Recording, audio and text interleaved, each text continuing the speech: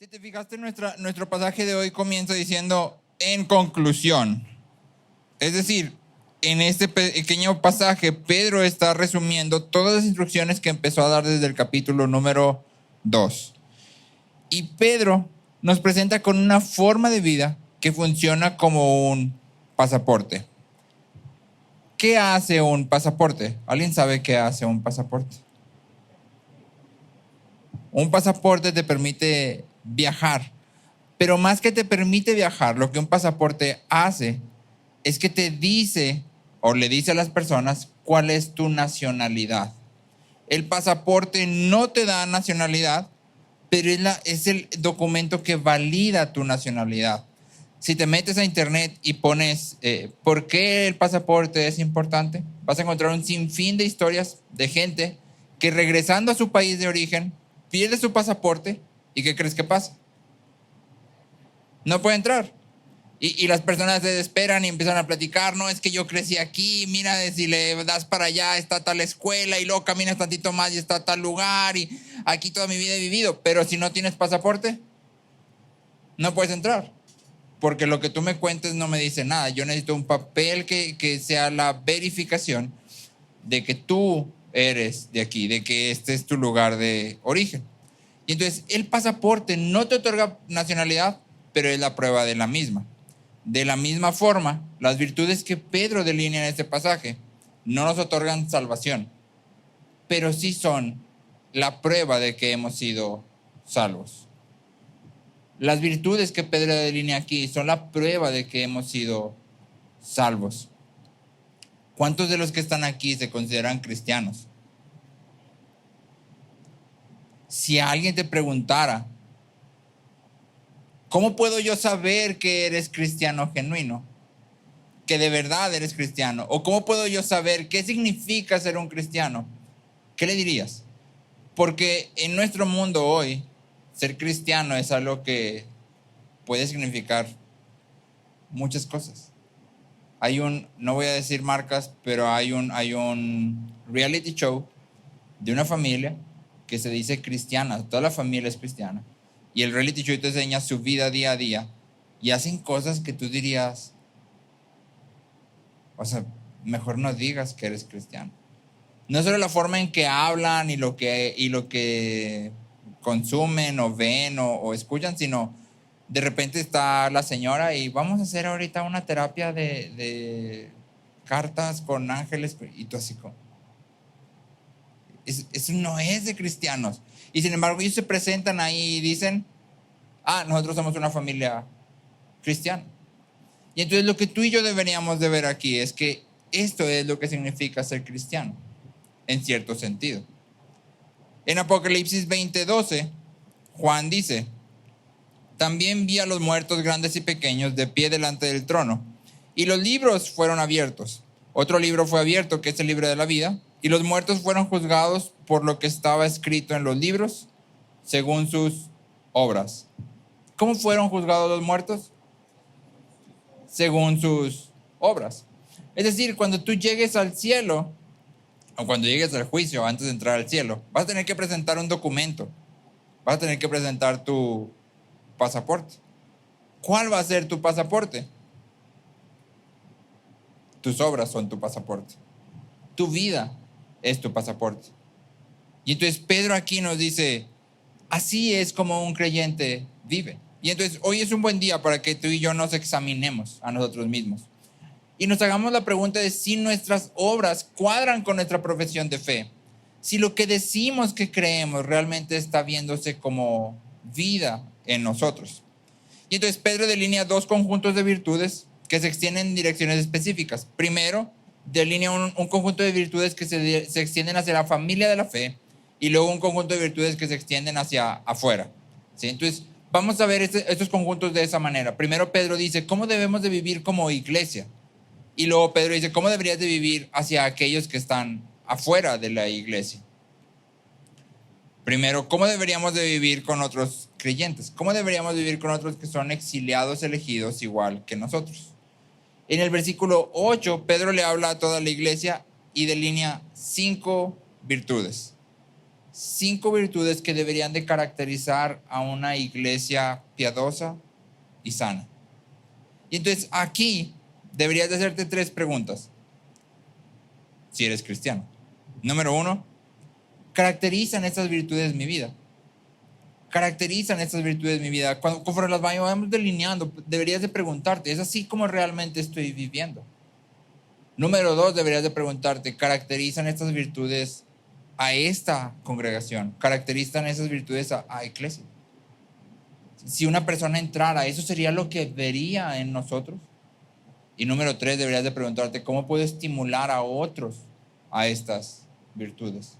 ¿Cómo puedo empujarlos? ¿Cómo puedo yo contribuir para que todos juntos como iglesia manifestemos esto que Pedro está delineando aquí? Y entonces vamos a ver 5 virtudes que Pedro delinea. La primera virtud es una sola palabra y es en el original homofrones. Homofrones, que significa el mismo entendimiento, la misma mente o el mismo sentir. En nuestra versión pone de un mismo sentir. Todo eso es una sola palabra. Y esta es una virtud que el Nuevo Testamento enfatiza una y otra y otra y otra vez. Probablemente el pasaje que más recuerdas es el de Filipenses, donde Pablo les dice a los filipenses, hayan ustedes el mismo sentir que hubo en Cristo. Y luego delinea el sentir de Cristo, el cual siendo Dios, no... Sí. Pero la Biblia lo enfatiza una y otra y otra y otra vez. Te quiero leer 1 Corintios 1, versículos 10 y 11. 1 Corintios 1, versículos 10 y 11. Este versículo siempre me ha parecido de los más retadores, confrontadores de la Biblia en respecto a la vida de iglesia. Fíjate lo que pide. Dice, les ruego, hermanos, por el nombre de nuestro Señor Jesucristo, que todos se pongan de acuerdo. Que todos se pongan de acuerdo. Y que no haya divisiones entre ustedes. Y hasta ahí pudiera ser como que, bueno, más o menos vamos bien, aquí todos estamos de acuerdo. Estamos de acuerdo en que a las 12 empieza el servicio y estamos de acuerdo en que hay canciones y luego oramos y más o menos va bien. Pero luego dice, sino que estén enteramente unidos en un mismo sentir y en un mismo parecer. Enteramente unidos en un mismo sentir y en un mismo parecer. Te pregunto, ¿has tenido diferencias de opinión con alguien dentro de la congregación? Lo más probable es que sí. Y entonces, aquí la idea no es que todos deberíamos de pensar exactamente igual, como si fuéramos robotcitos todos con una sola mente, como si fuéramos una colmena. Si te gustan las películas de extraterrestres, a mí sí. Luego ya ves que está siempre la nave nodriza y luego te dicen, no, es que tiene mentalidad de colmena. Si uno te ve, ya todos te vieron. ¿Sí? Porque en realidad la mente solo es una. Bueno, esa no es la idea de Pedro ni de Pablo. ¿Sí? La idea más bien, o la palabra que estamos buscando aquí más bien es armonía. Lo que el Nuevo Testamento está pidiendo de los creyentes es armonía. Piensa en una orquesta grandísima. Piensa en una orquesta que tenga tambores, címbalos, piano, cello, violines, trompetas, trombones, flautas. Piensa en una orquesta grandísima. Todos estos instrumentos son diferentes y cada uno de los músicos está pensando en diferentes cosas. ¿Qué crees que pasaría si el que está tocando el cello está pensando en cuándo le tiene que pegar al tambor? ¿Qué crees que pasaría?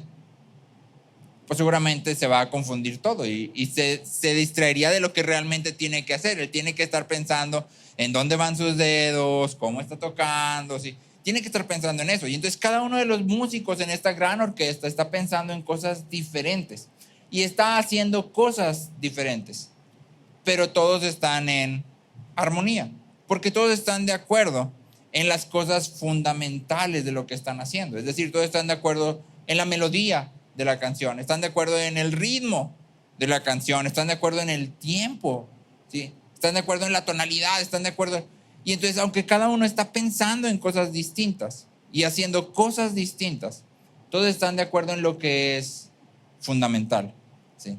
Aquí casi nunca nos pasa, pero tal vez alguna rara ocasión te has dado cuenta que de repente estamos tocando y suena como que generalmente cuando va a empezar una canción nueva, ¿sí? Y luego ya se ve que le pican al teclado, no voy a decir nombres, y luego alguien le mueve la guitarra y se escucha, wow, wow. ¿Qué está pasando? Está pasando que no estamos de acuerdo en la tonalidad de la canción. Y entonces en vez de haber armonía, hay cacofonía, se escucha todo feo. Lo que los creyentes deberían de hacer respecto a esta instrucción es estar de acuerdo en lo que es verdaderamente importante para la vida. Lo que Pedro y Pablo nos están llamando a hacer es, deberíamos de estar de acuerdo como creyentes en lo que es realmente importante para la vida. Es decir, deberíamos de estar de acuerdo en quién es Dios, en quiénes somos nosotros y en para qué estamos aquí. Eso debería de ser parejo para todos nosotros. De manera que cuando estemos en medio de la iglesia, eso es lo que gobierna nuestras acciones y nuestras palabras. ¿Sí? Eso significa que cuando haya, porque seguramente habrá desacuerdos dentro de la iglesia, todos vamos a entender lo que es más importante. Vamos a saber que nuestra reputación no es lo más importante. Vamos a saber que tener la razón no es lo más importante. Vamos a saber que recibir nosotros mismos no es lo más importante. Recibir amor, recibir atención, recibir cuidado, no es lo más importante. Sí. Lo más importante es la gloria de Dios. Y entonces en medio del conflicto, tú y yo vamos a siempre buscar, o deberíamos siempre buscar, la gloria de Dios. Y eso debería de gobernar entonces la forma en que nos comportamos. Ahora, aquí hay una cosa que es importante y es, yo nunca he conocido a nadie, espero que no exista, pero no he conocido a nadie que un día se levante y piense en su corazón y en su mente, hoy voy a ir a dividir la iglesia. Nadie hace eso, espero. Y sin embargo, las divisiones de la iglesia suceden. Si has estado un tiempo en el cristianismo, te has dado cuenta que esto no es algo tan extraño, tristemente. ¿Por qué suceden las divisiones? Porque nos olvidamos de lo que es más importante. Nos olvidamos de que la Biblia nos llama a estar en armonía. Nos olvidamos de que la unidad es en realidad una característica esencial de lo que significa ser cristianos. Y nos dejamos dominar por nuestras emociones y nos dejamos dominar por nuestra razón, creyendo que yo estoy en lo correcto y tú estás mal. Y como no te acoplas a lo que yo digo, entonces, ¿qué va a pasar? Vamos a dividir esto, que se parte. Y debemos de tener cuidado. Ciertamente hay puntos en los que hay diferencias no reconciliables. Pero sobre todo deberíamos siempre buscar armonía para la gloria de Dios. Y eso es lo que Pedro nos llama en primer lugar. En segundo lugar, Pedro delinea 3 virtudes que en realidad son difíciles de separar así de manera tajante, se sobreponen una sobre la otra, pero voy a tratar de distinguirlas. La primera es compasión. Compasión significa entrar en el mundo de otros y participar de sus afectos. Participar de sus afectos. Generalmente tú y yo conectamos la compasión con aliviar el dolor de otros. Pensamos que la compasión se manifiesta nada más cuando alguien está sufriendo y si tú tienes compasión, pues te sientes mal y vas y lo ayudas. Y es cierto que obra en ese sentido, pero la compasión también implica gozarse con los que se gozan. ¿Sí? También implica alegrarse con otros cuando están alegres, así como implica llorar con los que lloran. Compasión significa entrar en el mundo del otro y participar de sus afectos. Si está alegre, yo estoy alegre. Si está triste, yo estoy triste. Participo junto con él. Si está sufriendo, yo sufro. Lutero decía, yo nunca sufro solo, porque si yo sufro, ellos, la comunidad de los santos, sufre conmigo. Y eso es lo que debería de distinguirnos como creyentes. El autor de Hebreos, hablando de Cristo, dice en Hebreos 4, versículos 15 y 16. Porque no tenemos un sumo sacerdote que no pueda compadecerse, que no pueda ejercer compasión de nuestras flaquezas, sino uno que ha sido tentado en todo como nosotros, pero sin pecado. Por tanto, acerquémonos con confianza al trono de la gracia para que recibamos misericordia y hallemos gracia para la ayuda oportuna. La palabra compadecerse aquí en hebreo literalmente significa ser tocado por lo que ha tocado a alguien más, o ser movido por lo que ha movido a alguien más. Entonces, la compasión implica más que empatía. Implica empatía, pero más que eso, porque compasión siempre implica hacer algo, responder de alguna forma, ¿sí? Cuando pasamos por los evangelios y vemos que Cristo dice y sintió compasión por ellos, inmediatamente después siempre hay una acción, ¿sí? Y les enseñaba, ¿sí? Y los alimentó y siempre hay una acción. Y entonces la compasión siempre implica hacer algo al respecto. Y deberías de mover esto en todos los sentidos. Si alguien está sufriendo y tú vas a ejercer compasión, significa que te vas a acercar a él y vas a tratar primero de entender. No necesariamente tienes que decir cosas, porque la compasión primero implica entrar en su mundo y eso requiere entendimiento. ¿Sí? Que es lo que el autor de Hebreos dice. Cristo puede compadecerse de nuestras flaquezas porque ha sido tentado en todo como nosotros, pero sin pecado. Por eso puede extender compasión porque Él ha vivido lo mismo que tú y que yo. Y entonces la compasión siempre nos llama a entrar en el mundo del otro. La pregunta para ti y para mí aquí es, ¿hacia quién has sido compasivo esta semana? ¿A quién dentro de la iglesia, dentro de esta congregación, tú le has extendido compasión? ¿Con quién te has regocijado porque está Él regocijándose? ¿O con quién has llorado porque Él está llorando? ¿Con quién has sufrido? ¿Con quién has luchado? Porque tal vez hay una persona en medio de nosotros que esté luchando con alguna situación. ¿Con quién te has acercado para decirle, ¿cómo puedo orar por ti? ¿Cómo puedo ayudarte? Porque recuerda, esto debería de caracterizarnos. Estas no son virtudes opcionales. Este es nuestro pasaporte. ¿A quién te has acercado para extender la compasión que te ha sido extendida a ti? La siguiente virtud es el amor fraternal. Pedro ya ha hablado del amor fraternal y lo va a volver a mencionar más adelante otra vez. Tal como Pablo y como Juan y como Jesús, Pedro entiende que ser adoptado en la familia de Dios implica nuevas relaciones y una nueva identidad. Ser adoptado en la familia de Dios implica nuevas relaciones y una nueva identidad. Si eres seguidor de Cristo, eres hermano o hermana de aquellos que están aquí. Esas son tus nuevas relaciones y esa es tu nueva identidad. Ser iglesia es mucho más que nada más venir a las reuniones entre semana. Ser iglesia significa que reconocemos que estamos unidos y vivimos a la luz de esa unión. Significa que reconocemos que necesitamos unos de otros y vivimos en esa necesidad de los otros. Te pregunto, de las personas que están aquí a tu alrededor, ¿de quién dependes? ¿A quién necesitas para poder hacer lo que Cristo te ha llamado a hacer? La respuesta correcta debería ser, dependo de todos. Pero la realidad es que tú y yo somos muy independientes. No nos gusta depender de nadie.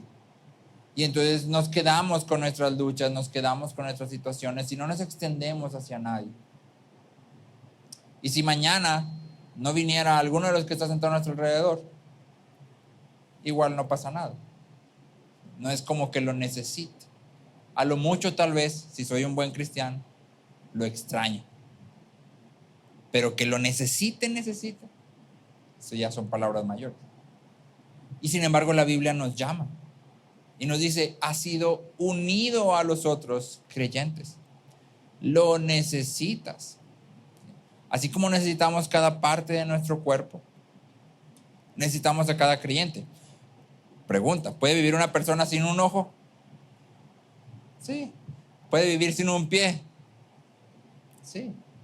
Pero su calidad de vida se ve grandemente deteriorada. ¿Puedes vivir viniendo a la iglesia y simplemente teniendo una convivencia así, más o menos? ¿Puedes vivir así? Sí, puedes vivir así. Pero nunca vas a madurar como Dios nos ha llamado a madurar. Nunca vas a crecer como Dios te ha llamado a crecer. Y tu pasaporte se va a ver incompleto. Porque has sido llamado a la unidad con los hermanos. Te pregunto, ¿estás invirtiendo tiempo para conocer a las personas de la iglesia. No solo a tus amigos, porque cuando llegamos a la iglesia empezamos a ser amigos dentro de la iglesia y es muy fácil seguir con estas amistades. Pero la pregunta aquí es, ¿estás invirtiendo tiempo para conocer a cada una de las personas dentro de la iglesia? No somos tantos como para decir, no me alcanza. Y deberíamos de aprovechar estos momentos en que aún somos pequeños para estrechar esa unidad a la que Dios nos ha llamado. Si revisas tu semana y tu distribución de tiempo de la semana, ¿cuánto tiempo le estás dedicando a conocer a gente de la iglesia, a conocerla, a amarla? Amar implica conocer, escuchar, interesarse, buscar el bien de otros, compartir nuestras vidas. ¿Cuánto de tu tiempo está siendo invertido en eso? Más allá de tu círculo de 3 o 4 amigos que ya tengas, a los que ya conozcas. ¿Cuánto tiempo estás destinando para esto? Un autor dice, muéstrame los hábitos de una persona y te diré lo que esa persona atesora. Muéstrame en qué invierte su tiempo una persona y te voy a decir lo que esa persona ama. Analiza en qué inviertes tu tiempo y luego trata de definir qué es lo que amas.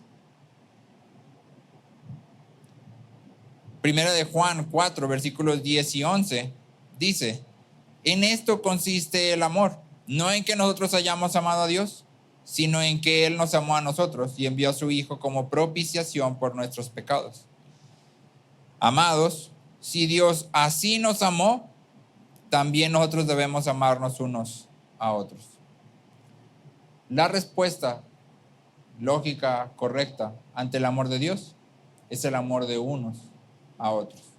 El amor que imita el amor de Cristo. ¿Cómo nos ha amado Cristo? Se dio completamente al mismo. Pablo lo dice en Corintios, siendo rico se hizo pobre para que ustedes fueran enriquecidos. ¿Cómo estás amando a los que están a tu alrededor? La siguiente virtud que nuestra Biblia traduce como misericordiosos, literalmente es de entrañas bondadosas. Literalmente lo que está escrito ahí es, deberíamos de ser de entrañas bondadosas. Y para los griegos, las entrañas son lo que en nuestra Biblia traducimos como el corazón. Es de donde nace absolutamente todo. Y entonces, por eso dice, de entrañas bondadosas. Es decir, la misericordia es una actitud tierna y cálida hacia otros que nace desde lo más profundo. No es simplemente fingir, es algo que nace desde adentro hacia otros, aun cuando fallan o pecan contra nosotros. Cuando fallan o pecan contra nosotros, somos llamados a ser de entrañas bondadosas. Que desde nuestro interior salga esa calidez hacia ellos. Para mí la imagen más asombrosa de esto está en Oseas 11. En Oseas 11, o sea, si has leído Oseas empieza con una imagen un poco turbia, porque Dios llama a Oseas y le dice, vas a ir y te vas a casar con una prostituta. Y te vas a casar con ella y luego ella te va a abandonar porque va a ir a seguir haciendo su trabajo. Y tú te vas a casar con ella porque al hacer eso estás haciendo exactamente lo que mi pueblo ha hecho conmigo. Yo lo he amado y ellos me han abandonado. Una y otra vez, yo los he sustentado y ellos han dicho, fue Baal quien me dio todo el dinero y todo el oro. Y van y adoran a Baal. Y entonces Oseas dice, el juicio ya viene. Oseas ni siquiera los llama al arrepentimiento, porque Oseas dice, ya no hay tiempo de arrepentirse. Eso ya se acabó, el juicio viene. Pero en Oseas 11, en el versículo 8, Dios habla y dice, en los primeros versículos Dios empieza a recordar cómo Él llama a Israel y luego pone una imagen de yo te enseñé a caminar, yo me incliné para alimentarte, cuando eras niño yo estuve contigo. Y luego en Oseas versículo 8, 11 versículo 8 dice, Dios, ¿cómo podría yo entregarte, Efraín? ¿Cómo podría abandonarte, Israel? ¿Cómo puedo entregarte como a Adma? ¿Cómo puedo hacer contigo como con Zeboín? Dentro de mí, el corazón me da vuelcos y se me conmueven las entrañas. Esta es la imagen de misericordia. Merecía el pueblo que Dios dijera, no puedo, o sea, se me da vuelcos el corazón. ¿Merecía el pueblo que Dios tuviera esa expresión hacia ellos? Para nada. El pueblo, Oseas les está predicando y al pueblo le importa nada. Y sin embargo Dios dice, se me conmueven las entrañas. Eso es misericordia. Y entonces la pregunta para ti, para mí aquí es, ¿cómo respondes cuando otros creyentes pecan y caen? ¿Cómo respondes cuando gente que conoces cae en pecados que tú consideras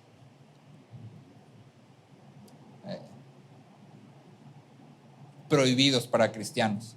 Digo que eso no existe, pero a veces tenemos categorías de pecados que es como, hey, anda, ¿y eso que es cristiano? O como tú y yo también somos cristianos, no, pues sí, es que, pues es que ya se le veía venir, ya se le veía venir. No, yo nunca hubiera hecho eso, no entiendo cómo lo hizo. ¿Cómo reaccionas cuando las personas pecan? No, es que no puedo entender qué le pasa en la cabeza cuando... ¿Cómo respondes cuando las personas pecan contra ti? Que eso todavía es más difícil. ¿Qué haces cuando hay una persona dentro de la congregación que peca contra ti?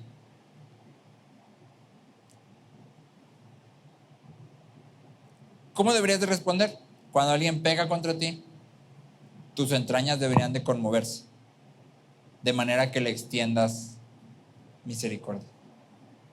Efesios 4:32, Pablo dice, sean más bien amables unos con otros, misericordiosos, perdonándose unos a otros. Y estas tres están unidas, no son tres cosas distintas.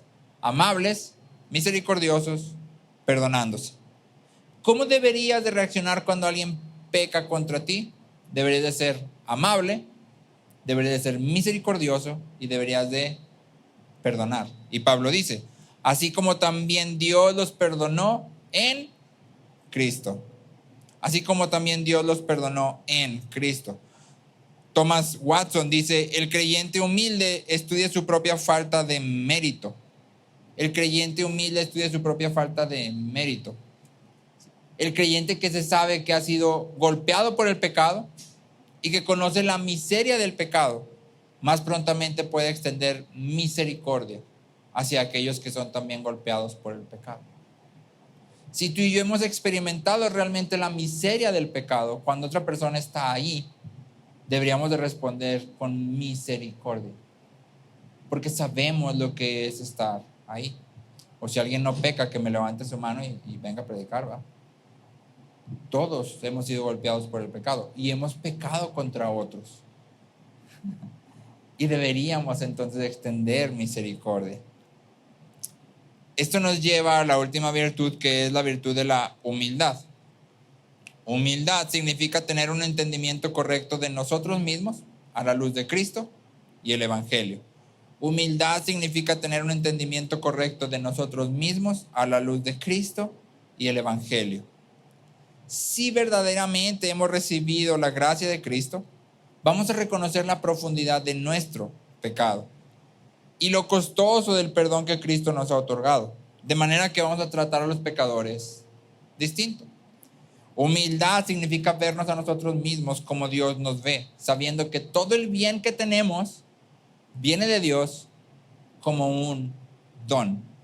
En las palabras de Pablo, ¿qué tienes que no te haya sido dado? ¿Qué tienes que no te haya sido dado? ¿Qué tienes tú que no te haya sido dado? Nada. No tenemos nada que Dios no nos haya dado. Todo lo que poseemos es porque a Dios le ha placido dárnoslo. Y entonces cuando vemos nuestras vidas y podemos decir tal vez, ok, como creyente he crecido, deberíamos decir otra vez como Pablo, no yo, sino su gracia en mí. Y deberíamos decir de cualquier forma, no soy lo que debería de ser. Yo sé lo que es luchar contra el pecado. Yo soy pecador. De los pecadores yo soy el primero. La humildad solo puede crecer a la luz del Evangelio, y un verdadero creyente sabe que no tiene nada de qué presumir. Se reconoce como un rebelde rescatado por Cristo.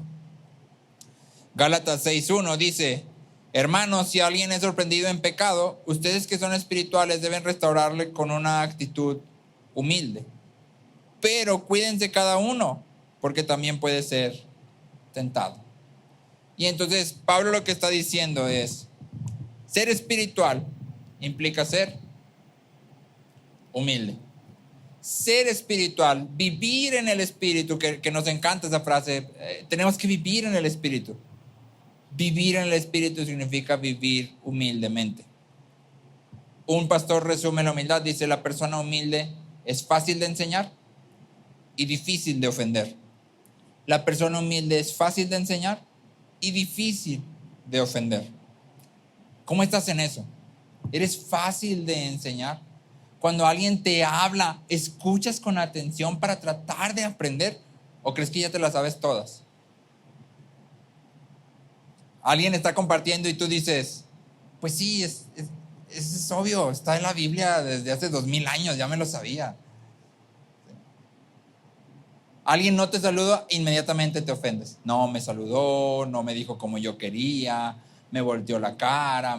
Porque si eso es lo que nos distingue, entonces lo que nos falta es humildad. Nos falta reconocer que el Evangelio nos dice que somos amados, pero también nos dice que somos los peores pecadores que existen. El Evangelio viene y nos confronta y nos dice: tú eres hijo de ira, eres un rebelde, muerto en pecados, pero Dios manifestó su gracia a tu vida y ahora estás vivo.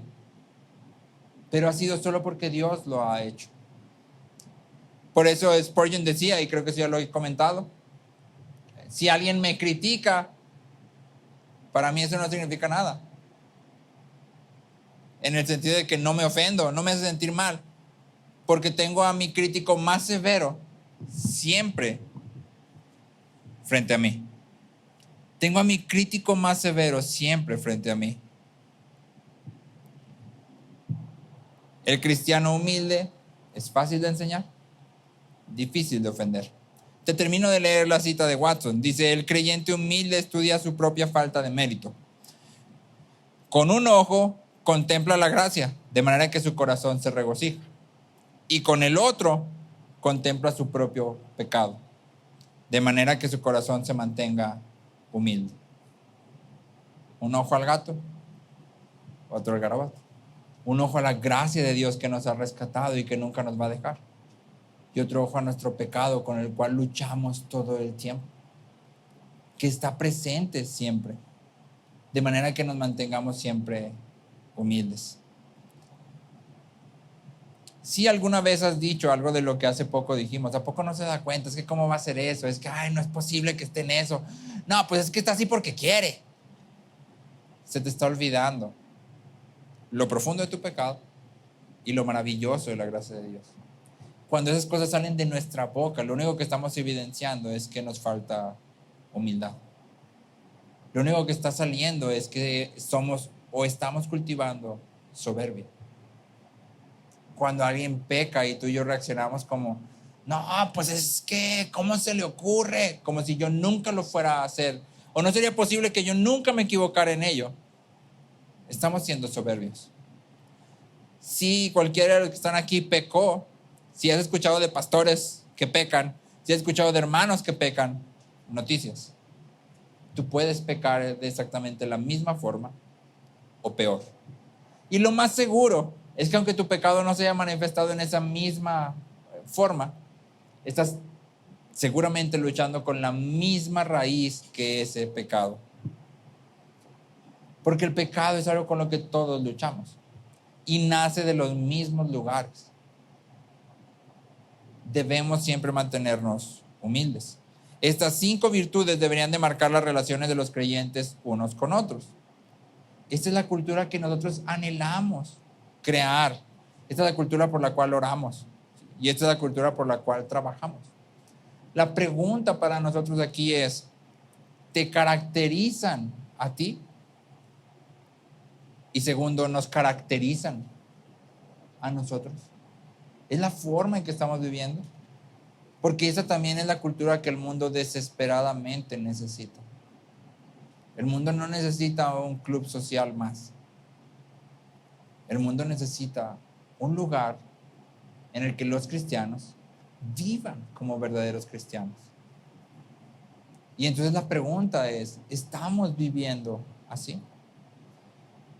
Ahora debemos dirigirnos hacia afuera, porque dijimos, Pedro delinea algunas virtudes hacia adentro y algunas virtudes hacia afuera. Pedro nos apunta 4 virtudes que deben de caracterizar nuestras vidas en un mundo que nos rechaza. ¿Cómo deberíamos responder ante el menosprecio y la burla? ¿Cómo deberíamos responder cuando somos tratados injustamente? ¿Qué deberíamos de hacer? 4 virtudes. Número 1, paciencia. Paciencia significa perseverar en medio de la dificultad. Paciencia significa perseverar en medio de la dificultad. En este caso específicamente perseverar haciendo el bien. Sí, perseverar haciendo el bien, perseverar imitando a Cristo. Pedro dice, no devuelvan mal por mal o insulto por insulto. Y ya antes Pedro ha hablado de esta virtud. En el capítulo 2, versículo 23, Pedro hablando de Cristo dice, quien cuando lo ultrajaban no respondía ultrajando, cuando padecía no amenazaba, sino que se encomendaba a aquel que juzga con justicia. Tú y yo debemos ver los momentos en que somos tratados injustamente o los momentos en que se burlan de nosotros como plataformas para exaltar a Cristo e imitarlo. Cuando estás jugando con tus amiguitos en la escuela y alguien viene y te trata injustamente, ¿qué deberías de hacer? Deberías de pensar, esta es mi oportunidad de glorificar a Dios. Esta es mi oportunidad de imitar a Cristo. Cuando tu jefe viene y te pide cosas que son injustas, por lo menos ante tu perspectiva, ¿qué deberías de hacer? Deberías de pensar, este es mi momento. Eso es lo que había estado orando cada vez que oramos, Señor, que mi vida te glorifique. Ahí está. Ese es el momento en que tú y yo tenemos para imitar a Cristo y glorificar a Dios. Esta filosofía muy abundante entre nosotros de cómo me traten, trato, es una filosofía totalmente anticristiana. Yo he recibido una nueva identidad que viene de Cristo. Y lo que las personas hagan no cambia quién yo soy. Mi actitud, mi forma de comportarme, mi forma de vivir, nace de que he sido unido a Cristo. Si cuando la persona viene y me trata mal y yo le respondo tratando mal, ¿qué estoy diciendo? Es que cuando esta persona me trata mal, me despega de Cristo. ¿Será eso posible? No. Y entonces cuando alguien viene y nos trata mal, tú y yo deberíamos de aprovechar la oportunidad para imitar a Cristo. Y esto no significa nada más, como dice Pedro aquí, en un negativo. No es nada más no hacer, no es nada más no devuelvas insulto por insulto o mal por mal, sino que Pedro nos llama también a hacer el bien. Y esta es la segunda virtud. La Biblia no nos llama a inactividad. La Biblia no nos llama simplemente a no hacer. Pedro nos dice que deberíamos bendecir a aquellos que nos maltratan. La segunda virtud es la de la bondad. En Lucas 6, 27 al 30, te lo leo. Lucas 6, 27 al 30. Amen a sus enemigos, esto es Cristo hablando. Hagan bien a los que aborrecen, a los que los aborrecen. Bendigan a los que los maldicen. Oren por los que los insultan. Al que te hiera en la mejilla, preséntale también la otra. Y al que te quite la capa, no le niegues tampoco la túnica. A todo el que te pida, dale. Y al que te quite lo que es tuyo, no se lo reclames. Ya eso en sí mismo está bastante difícil. Pero eso es a lo que hemos sido llamados. Hemos sido llamados a ser de bendición para todas las personas que están a nuestro alrededor. Eso incluye a aquellas personas que nos maltratan, nos ultrajan, nos insultan, se burlan de nosotros, son desconsiderados con nosotros. Bendecir implica actuar buscando el bien de la otra persona. Y esto, en primera instancia, significa que vamos a orar por esa persona. Porque si estoy buscando su bien, lo primero que voy a estar haciendo es clamar a Dios para que Dios se revele a su vida y que esa persona pueda ver la gloria de Cristo. pero también implica que voy a estar tomando acciones continuas para buscar bendecirlo, para buscar hacer algo bueno por esa persona. A mí me asombra mucho, aprovechando que no está Francia, donde vivimos tenemos a un lado la vecina, y tristemente es una persona que ha sido un tanto desconsiderada a lo largo del tiempo que estamos ahí. Y de repente me asombra asomarme y ver que Francia está barriéndole la calle, que está acomodándole el bote, que hace algunos meses había una cosa muy asquerosa ahí tirada que se cayó del bote de la vecina, que era como una combinación de popós de sus perros con agua de lluvia porque le echan el bote sin bolsa, con papeles de no sé qué. Alguien que vive en esa casa llegó con su camioneta, tiró el bote y ¿qué crees que pasó? Todo eso se salió del bote y olía asqueroso y se veía asqueroso, está así asqueroso, o sea, bueno, yo soy muy asqueroso, pero estaba horrible, o sea, era así algo bien feo. Y yo me metí a la casa, no recuerdo qué, y Francis dijo, voy a barrer aquí el pasillito afuera, y de repente me asomo, ¿y qué crees que está haciendo Francis? Recogiendo eso. Y yo como y lo recogió todo y se lo puso en el bote de la vecina en bolsas y acomodó el bote en su lugar para que el camión de la basura se lo llevara. Eso es un ejemplo de lo que significa ser bendición a los que en este caso no es tanto que nos maltraten, es simplemente que es una persona que es hasta cierto punto desconsiderada con nosotros. Tú deberías de pensar, ¿quién es desconsiderado conmigo? ¿Quién es una persona con la que no me gusta estar? ¿Quién es una persona que me maltrata? Cuando lo identifiques, ¿quién es injusto conmigo? Y cuando lo identifiques, siguiente pregunta debería de ser, ¿cómo puedo ser de bendición para esa persona? ¿Cómo puedo activamente buscar su bien? ¿Qué puedo hacer para ayudar a esa persona? La pregunta aquí es, ¿cómo estás siendo una bendición para aquellos que te tratan mal? ¿Cómo estás siendo una bendición para aquellos que te tratan mal? La siguiente virtud es la esperanza. Esperanza de que en las palabras de Pedro fuimos llamados con el propósito de heredar bendición. Fuimos llamados por Cristo. Y esto implica cierto nivel de oposición y de sufrimiento. Si tú y yo vivimos todas nuestras vidas como creyentes sin enfrentar burlas o injusticia o maltrato, deberíamos de preocuparnos, porque tal vez significa que nuestra profesión de fe no es genuina. Si navegamos el mundo en el que vivimos hoy sin que nadie nos rechace, deberíamos de preocuparnos, porque muy probablemente significa que estamos conformándonos a la cultura que nos rodea. Y al hacerlo, no estamos glorificando a Dios. Sufrir por la causa de Cristo es parte de lo que significa ser cristiano.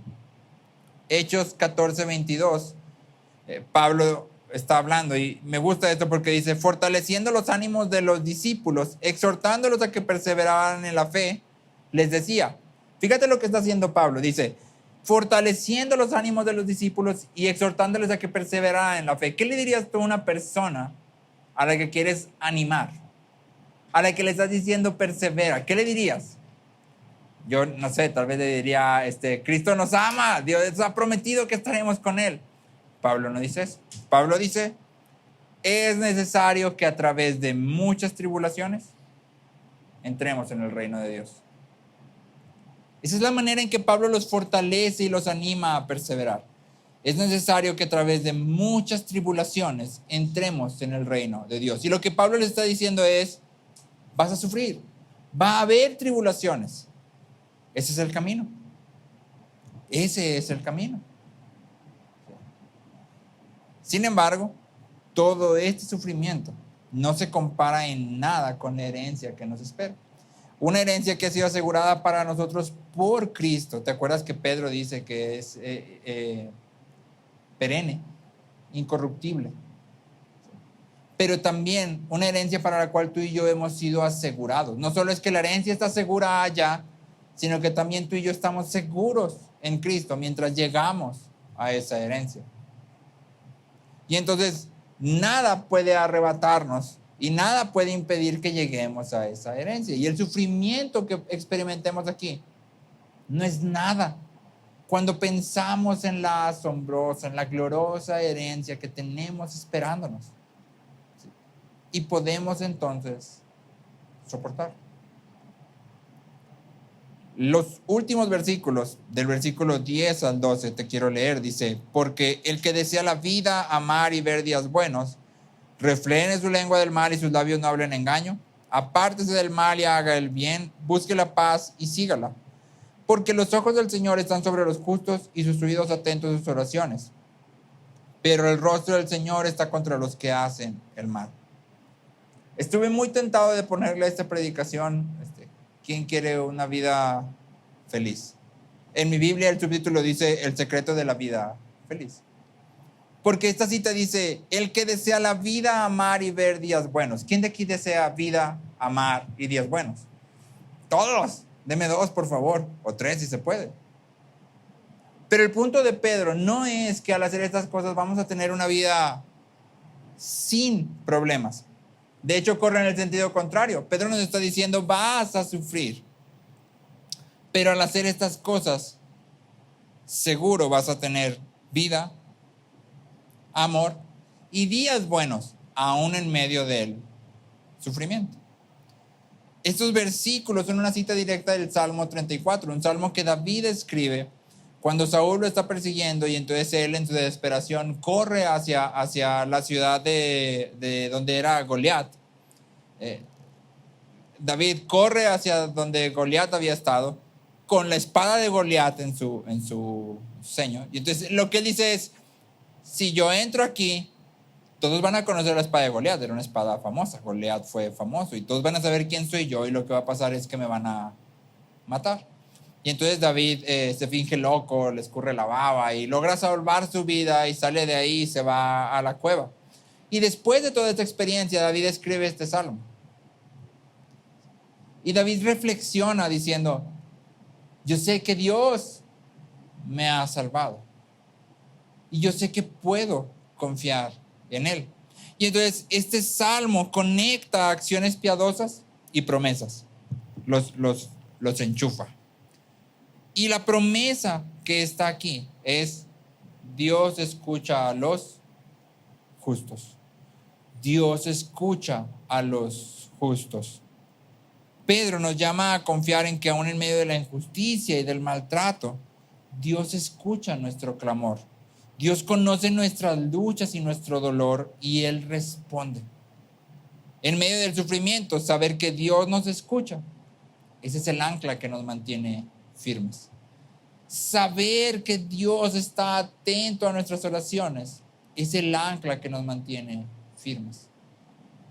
Puede ser que Dios no responda como tú y yo esperaríamos, pero podemos estar seguros que nos está escuchando y que como un buen padre está cuidando de nosotros. Nadie sufre bien sin la Biblia.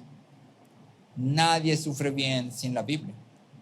Y eso es lo que Pedro está diciendo aquí. Si tú y yo vivimos así, podemos estar seguros de que Dios está escuchándonos. Si queremos sufrir bien, glorificando a Dios en medio de nuestra situación y bendiciendo a los que nos maltratan, necesitamos creer que seguir a Cristo vale la pena.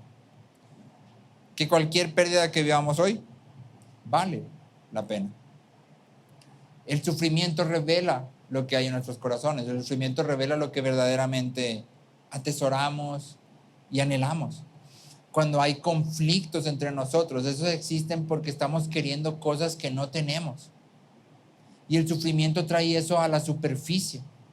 Y entonces en su bondad Dios usa el sufrimiento para que tú y yo podamos examinar nuestros corazones y para que corramos a Él para recibir auxilio. Pero quiero ser muy enfático aquí. Y es que Pedro no está diciendo que si no vives con estas 9 virtudes, Dios no te va a escuchar. Eso no es lo que Pedro está diciendo. Lo que Pedro está diciendo es: Estas virtudes son el pasaporte que valida nuestra ciudadanía celestial. No nos otorga ciudadanía celestial. No es practica estas 9 cosas para que puedas entrar al cielo. Es al contrario. Si has nacido de nuevo, estas 9 cosas son la evidencia de que has nacido de nuevo. Si has nacido de nuevo, tu vida debería de verse así.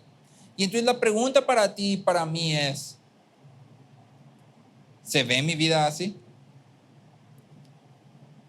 Y si mi vida no se ve así, debería ser una pregunta hacia atrás.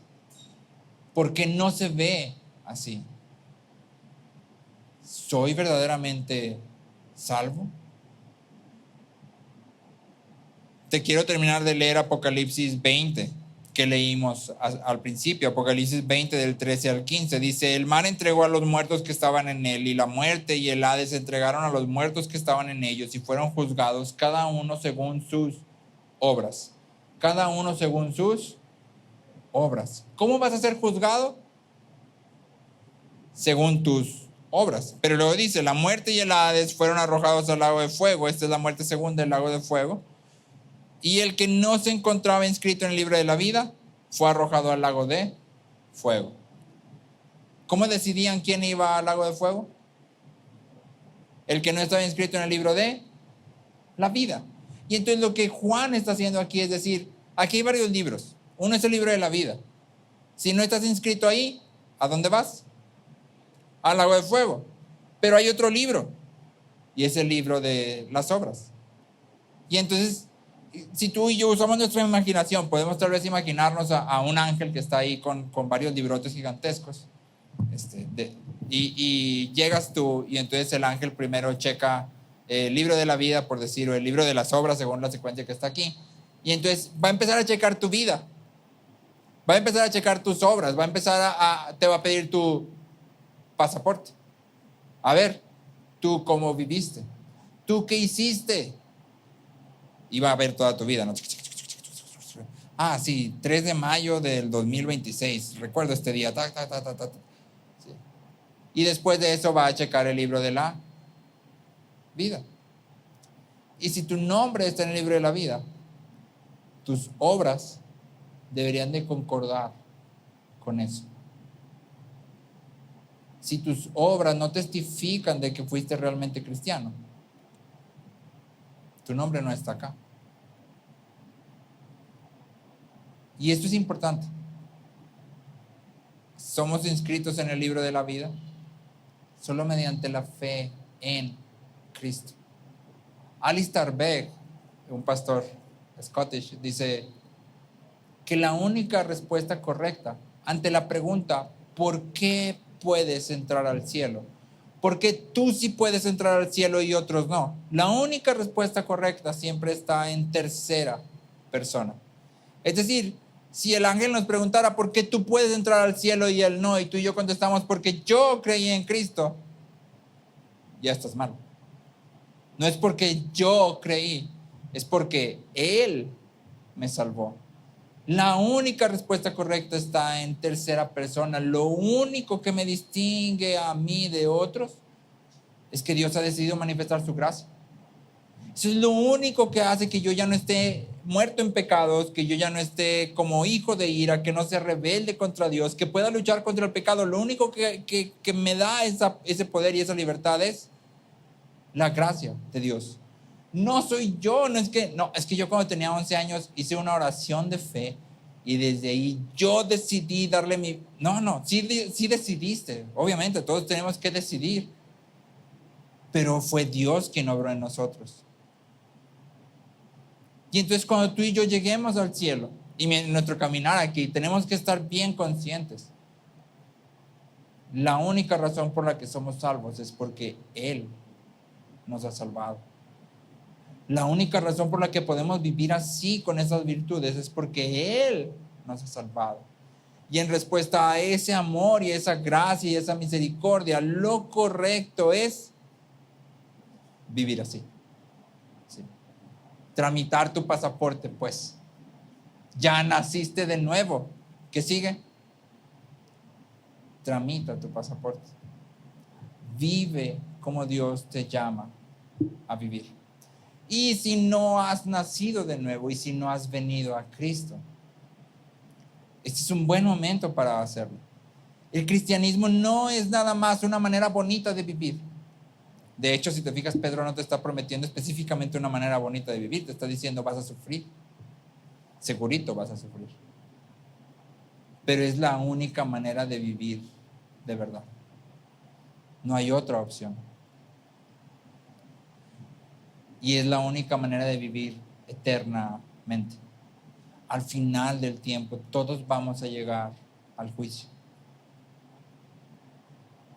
Al final del tiempo, todos nos vamos a parar frente a este trono, frente a estos libros. Y todos vamos a ser juzgados. Y Cristo extiende su gracia a nosotros. De manera que vengamos a Él y vivamos eternamente.